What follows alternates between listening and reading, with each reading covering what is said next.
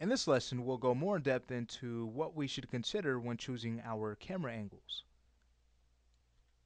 The camera angles we choose for our shots are as important as the animation in that shot itself.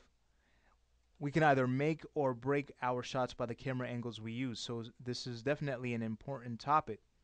Now, we won't go too far in depth with this concept, being that this is an introductory course, but we still want to get a good idea of how we should frame up our characters. All right. So with that said, just to do a quick discussion on this, let's say if we wanted to choose a camera angle that would create a sense of strength in our characters. Well, you'd want to go ahead and lower the camera so that it's pointing up at the character. Notice, looking at this yellow character, we get a sense of strength just from choosing that lower point. Now, if we were to reverse that and look down on the character, that creates a sense of weakness. Now, another thing we can do is kind of add a twist to the camera itself. We can go to, let's say, one of our camera tools, the roll tool. Okay, I'll go to View, Camera Tools, and just choose the roll tool.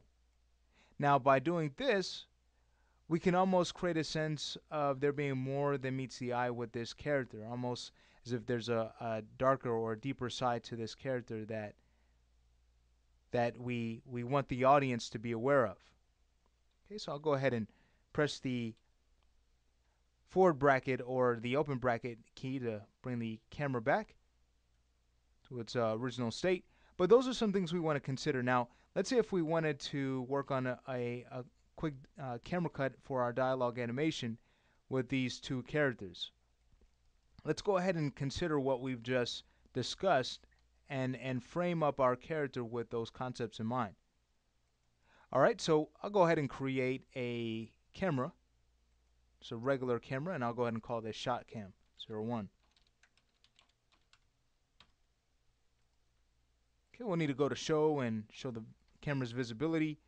And we'll start by framing the yellow character. So I'll go ahead and set this to 180 degrees in the Y.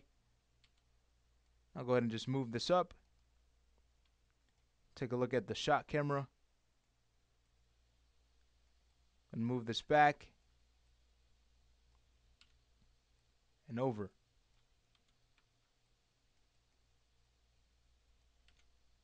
All right, from here what I'd want to do is go ahead and turn on the resolution gate. So make sure we have some good framing here. All right, so again, what we have here is a sense of strength, almost as if this yellow character is the boss.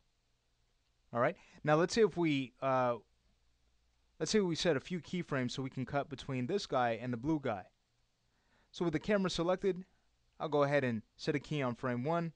Press Shift W and Shift D to lock in translate and rotate keys. We could have this last till about frame 60. So I'll press Shift W and Shift D. I'll go to 61, and we don't want to break the plane here. Turn this dialogue sequence. So I'll go ahead and just rotate the camera now to face the opposite direction. And in this case, let's go ahead and create a feeling of inferiority in this blue guy. Almost as if this blue character is younger than the yellow one. And he has to listen to the orders even if he doesn't want to. Okay, so that should be fine. So again, what we see, so we cut back and forth, is the power of camera angles. We could see that with this yellow guy, again, he's not to be messed with.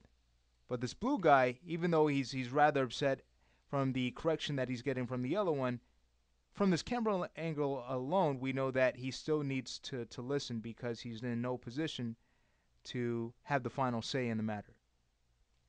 Now, if we were to kind of do something different with this camera angle, let's say if we were to go to frame 62 and just drop this camera and capture the character at a lower angle, just like what we did with the yellow guy, now we've created a sense of superiority in this blue guy, almost as if we're trying to say that, okay, you know what, I'm listening to you, but that doesn't mean I have to do what you're telling me. I'm my own individual. You're not the boss of me. Almost as if he's a boss himself. All right, so those are just that's just skimming the surface of choosing camera angles. But again, when you are framing your characters, even before you get into your 3D application, you want to at least do a few storyboards just to get an idea of where you're trying to go, what type of impression you're trying to make. Also, something important to consider is we shouldn't have our shots too long on one certain scene, just long enough so that the audience knows exactly what's happening, and then from there we can do a camera cut with a different type of angle that has a different type of expression.